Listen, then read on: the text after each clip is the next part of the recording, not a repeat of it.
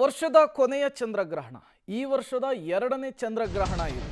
ಭಾದ್ರಪದ ಮಾಸದ ಪೌರ್ಣಿಮೆಯ ಚಂದ್ರಗ್ರಹಣದ ವಿಶೇಷ ಏನು ಹಾಗಾದ್ರೆ?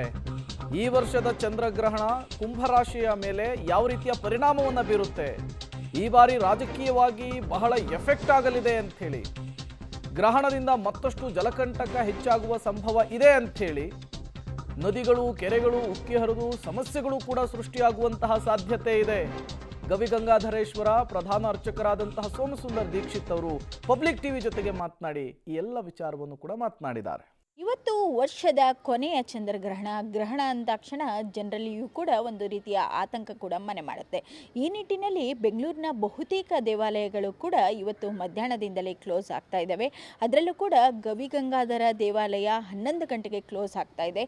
ಇನ್ನು ಈ ಬಗ್ಗೆ ಮಾತನಾಡಲಿಕ್ಕೆ ನಮ್ಮ ಜೊತೆ ದೇವಾಲಯದ ಪ್ರಧಾನ ಅರ್ಚಕರಾಗಿರ್ತಕ್ಕಂಥ ಸೋಮಸುಂದರ್ ದೀಕ್ಷಿತ್ ಅವರೇ ಇದ್ದಾರೆ. ಅವ್ರನ್ನೇ ಮಾತನಾಡಿಸ್ತಾ ಹೋಗ್ತೇನೆ.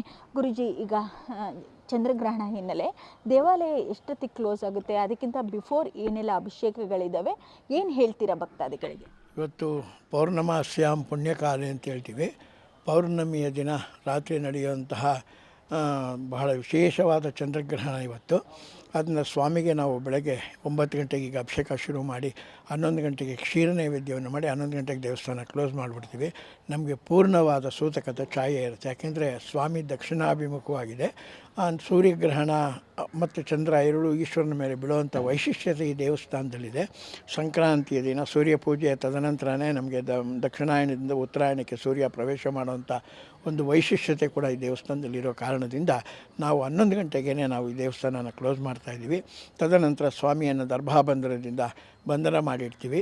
ನಾಳೆ ಬೆಳಗ್ಗೆ ನಾವು ಬೆಳಗಿನ ಜಾವ ದೇವಸ್ಥಾನ ಎಲ್ಲ ಮಾಡಿ ಶುದ್ಧಿ ಮಾಡಿ ಪುಣ್ಯಾಹಾದಿ ಕರ್ಮಗಳನ್ನೆಲ್ಲ ಮಾಡಿಬಿಟ್ಟು 8 ಗಂಟೆ ಮೇಲೆ ವಿಶೇಷವಾಗಿ ಸೋಮವಾರವಾಗಿರೋದ್ರಿಂದ ಸೋಮ ಚಂದ್ರ ಎಲ್ಲ ಒಂದೇ, ಆದ್ದರಿಂದ ಸೋಮವಾರವಾಗಿರೋದ್ರಿಂದ ಸ್ವಾಮಿಗೆ 8 ಗಂಟೆ ಮೇಲೆ ವಿಶೇಷವಾಗಿ ಕ್ಷೀರಾಭಿಷೇಕ ಪಂಚಾಮೃತ ಅಭಿಷೇಕಗಳನ್ನೆಲ್ಲ ಮಾಡಿ ಎಲ್ಲ ಭಕ್ತರುಗಳಿಗೆ ದರ್ಶನದ ವ್ಯವಸ್ಥೆಯನ್ನು ನಾಳೆ ಬೆಳಗ್ಗೆ 8 ಗಂಟೆ ಮೇಲೆ ಇಟ್ಕೊಂಡಿದ್ದೀವಿ. ಓಕೆ, ಅಂದರೆ ಇವತ್ತು ತಾಮ್ರ ಚಂದ್ರಗ್ರಹಣ ಅಂತ ಹೇಳ್ತಾ ಇದ್ರೆ ಏನು ಇದರ ವಿಶೇಷತೆಗಳು, ಏನು ಎಫೆಕ್ಟ್ ಆಗುತ್ತೆ ಅಂತ?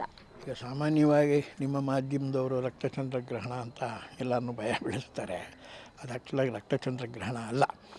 ಈ ತಾಮ್ರವು ಆ ಕಲರ್ನಲ್ಲಿರುತ್ತೆ. ಅಂದರೆ ತಾಮ್ರ ಶುದ್ಧವಾದ ಒಂದು ಪದಾರ್ಥ, ಲೋಹ ಅಂತೇಳಿ ನಾವು ಹೇಳ್ತೀವಿ. ತಾಮ್ರದಿಂದ ನಾವು ಏನು ಪದಾರ್ಥಗಳನ್ನು ಮಾಡಬೇಕಾದ್ರೆ ಮುಂದೆ ನಮ್ಮಲ್ಲಿ ಹಿರಿಯರು ಋಷಿಗಳೆಲ್ಲ ತಾಮ್ರದ ಪಂಚಪಾತ್ರೆ, ತಾಮ್ರದ ಉದ್ರಣ್ಣೆ, ತಾಮ್ರದ ಅರ್ಘಿ ಪಾತ್ರೆ ಅಂತೇಳಿ ತಾಮ್ರವನ್ನೇ ಬಳಸ್ತಾ ಇದ್ರು. ಅಂದರೆ ಅದು ಅಷ್ಟು ಶುದ್ಧವಾಗಿರುತ್ತೆ ಅಂಥೇಳಿ. ಆ ತಾಮ್ರವರ್ಣದ ಚಂದ್ರನನ್ನು ದರ್ಶನ ಮಾಡಿದರೆ ನಿತ್ಯ ಚಂದ್ರನಿಗಿಂತ ಈ ತಾಮ್ರವರ್ಣದ ಚಂದ್ರ ಬಹಳ ಶ್ರೇಷ್ಠ. ಅದಕ್ಕೆ ನಾವು ಈ ಬರೀ ಕಣ್ಣಲ್ಲೇ ಗ್ರಹಣ ನೋಡ್ಬೋದು ಅಂತ ಹೇಳ್ತೀವಿ. ಸೂರ್ಯಗ್ರಹಣ ಹಂಗೆ ನೋಡೋಕ್ಕಾಗಲ್ಲ. ಬಟ್ ವೈಜ್ಞಾನಿಕ ರೀತಿಯಲ್ಲಿ ನೀವು ಬರೀ ಕಣ್ಣಲ್ಲೇ ನೋಡಿ ಅಂತ ಹೇಳ್ತಾರೆ. ವೈಜ್ಞಾನಿಕ ರೀತಿಯದು.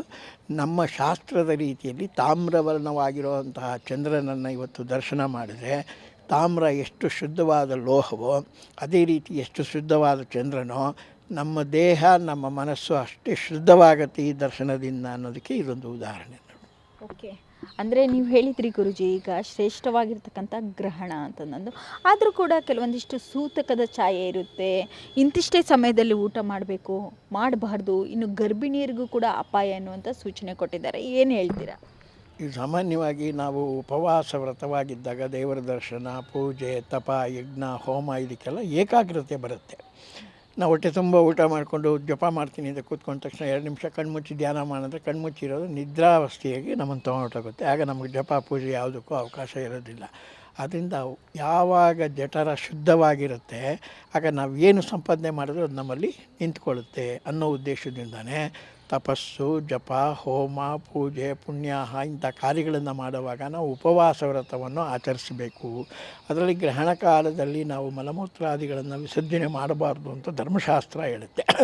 ಆ ರೀತಿಯಾಗಿರುವಾಗ ನಾವು ಆಹಾರಾದಿಗಳನ್ನು ಸೇವನೆ ಮಾಡಿದಾಗ ಆ ಗ್ರಹಣ ಕಾಲದಲ್ಲಿ ಇಂಥ ಕಾಲ ನಿಶ್ಚಯವಾದರೆ ಏನು ದೋಷ ಅಂತ ಗೊತ್ತಾಗುತ್ತೋ ಆ ದೋಷ ಬರೆದಿರೋದಕ್ಕೆ ಒಂದು ಕಾರಣವಾದರೆ, ಇನ್ನೊಂದು ನಾವು ಯಾವಾಗಲೂ ಉಪವಾಸ ವ್ರತದಲ್ಲಿ ಏನು ಪೂಜೆ ಪುನಸ್ಕಾರ ಮಾಡಿದ್ರೂ ಅದಕ್ಕೆ ಪೂರ್ಣವಾದ ಸಿದ್ಧಿ ಸಿಗುತ್ತೆ ಅನ್ನೋದಕ್ಕೋಸ್ಕರ 8 ಗಂಟೆ ಮುಂಚಿತವಾಗಿ ಆಹಾರಗಳನ್ನು ಸೇವನೆ ಮಾಡಬೇಕು ಅನ್ನೋದು ಒಂದು ಪ್ರತೀತಿ. ಓಕೆ ಗುರುಜಿ, ಈಗ ಈ ಒಂದು ಚಂದ್ರಗ್ರಹಣ ಅನೇಕ ರಾಶಿಗಳ ಮೇಲೂ ಕೂಡ ಎಫೆಕ್ಟ್ ಆಗ್ತಾ ಇದೆ. ಅದರಲ್ಲೂ ಕೂಡ ಕುಂಭರಾಶಿ, ಏನು ಹೇಳ್ತೀರಾ ರಾಶಿಗಳ ಬಗ್ಗೆ ಹೇಳೋದಾದರೆ? ಈಗ ಯಾವ ರಾಶಿಯಲ್ಲಿ ಗ್ರಹಣ ಸಂಭವಿಸುತ್ತೋ ಆ ರಾಶಿಯವರಿಗೆ ತೊಂದರೆ ಅಂತೇಳಿ ಒಂದು ನಿಶ್ಚಿತವಾಗಿರುತ್ತೆ.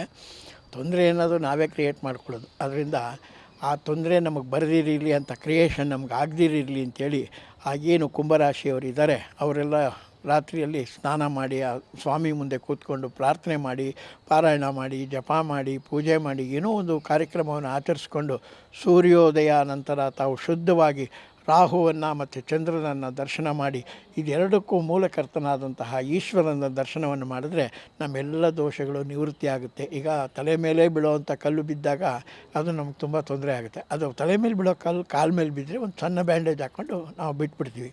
ಆ ರೀತಿಯಾಗಿ ನಾವು ಸ್ವಾಮಿಯ ಪ್ರಾರ್ಥನೆಯಿಂದ ತಲೆ ಮೇಲೆ ಬೀಳೋವಂಥ ಕಲ್ಲು ಕಾಲ ಮೇಲೆ ಬೀಳುತ್ತೆ. ಬೀಳೋದಂತೂ ಗ್ಯಾರಂಟಿ, ಅದು ತಪ್ಪೋದಿಲ್ಲ. ಆ ರೀತಿಯಾಗಿರೋದ್ರಿಂದ ನಾವು ನಾಳೆ ಬೆಳಗ್ಗೆ ಸೂರ್ಯೋದಯ ನಂತರ ರಾಹುಗೆ ಮತ್ತು ಚಂದ್ರನಿಗೆ ಅಕ್ಕಿಯನ್ನು ಉದ್ದನ್ನು ಇಟ್ಟು ಪ್ರದಕ್ಷಿಣೆ ಮಾಡಿ ನಮಸ್ಕಾರ ಮಾಡಿ ತದನಂತರ ಪರಮೇಶ್ವರನನ್ನು ಪ್ರಾರ್ಥನೆ ಮಾಡಿದ್ರೆ ನಮ್ಮ ಎಲ್ಲ ದೋಷಗಳು ನೀಗುತ್ತೆ. ಓಕೆ, ಕೊನೆ ಪ್ರಶ್ನೆ ಗುರೂಜಿ, ಯಾಕಂದರೆ ಈ ಚಂದ್ರಗ್ರಹಣದಿಂದ ಸಾಕಷ್ಟು ಎಫೆಕ್ಟ್ಗಳು ಆಗ್ತಾ ಇದ್ದಾವೆ ಅಂತ ಹೇಳಿದರೆ, ಅದರಲ್ಲೂ ಜಲಪ್ರಳಯ ಇರ್ಬೋದು, ಯಾವ ರೀತಿ ಪ್ರಾಕೃತಿಕವಾಗಿರ್ಬೋದು, ರಾಜಕೀಯ ಇರ್ಬೋದು, ಭೌಗೋಳಿಕವಾಗಿ ಯಾವ ರೀತಿ ಎಫೆಕ್ಟ್ ಆಗ್ತಾ ಇದೆ? ಈಗ ರಾಹು ಅಂದರೆ ರಾಜಕೀಯ ರಾಕ್ಷಸಗಣ, ಅವನು. ಚಂದ್ರ ಅಂದರೆ ಸೌಮ್ಯಗ್ರಹಣ. ಆದ್ದರಿಂದ ಈ ಚಂದ್ರನಿಂದ ನಮಗೆ ಸ್ವಲ್ಪ ಜಲಕಂಟಕಗಳಿಗೆಲ್ಲ ಸುಮಾರು ತಿಂಗಳುಗಳಿಂದ ನಡೀತಾನೆ ಇದೆ. ಗ್ರಹಣಕ್ಕೆ ಮುಂಚೆ, ಗ್ರಹಣ ಆದಮೇಲೆ ಇದೆಲ್ಲ ವಿಶೇಷವಾಗಿ ನಡೆಯುತ್ತೆ. ಈಗ ಅದೇ ರೀತಿಯಾಗಿ ಯುದ್ಧ ಭೀತಿಗಳಿದೆ. ನಮ್ಮ ರಾಜಕೀಯ ರಂಗದಲ್ಲೂ ಕೆಲವು ಒಡಕು ತೊಡಕುಗಳೆಲ್ಲ ಇದೆ. ಇದಕ್ಕೆಲ್ಲ ರಾಹು ಕಾರಣ, ಈ ಜಲಕಂಟಕಕ್ಕೆ ಚಂದ್ರ ಕಾರಣ. ಅದು ಎರಡೂ ಸೌಮ್ಯವಾಗಲಿ ಅಂತೇಳಿ ಹೇಳಿ ಈಶ್ವರನನ್ನು ಪ್ರಾರ್ಥನೆ ಮಾಡಿಕೊಂಡಾಗ ಈ ಜಲಕಂಟಕವೂ ನೀಗಲಿ, ಆ ಒಂದು ಯುದ್ಧಕಾಂಡವೂ ನೀಗಲಿ, ನಮ್ಮ ಎಲ್ಲ ಇಡೀ ಪ್ರಪಂಚವೇ ಸುಖಮಯವಾಗಿರಲಿ ಅಂತೇಳಿ ನಾವು ಈಶ್ವರನನ್ನು ಪ್ರಾರ್ಥನೆ ಮಾಡೋಣ.